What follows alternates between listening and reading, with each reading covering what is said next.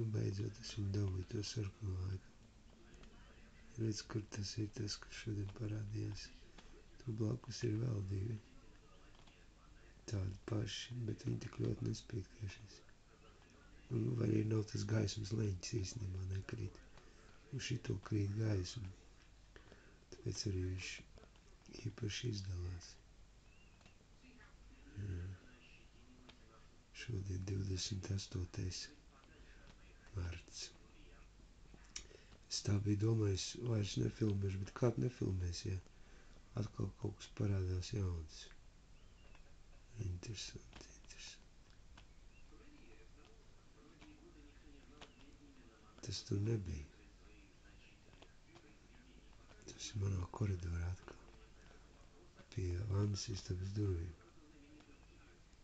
Interesanti. Slava Dievam. Labi. Ziņosim, ja kaut kas būs atkal.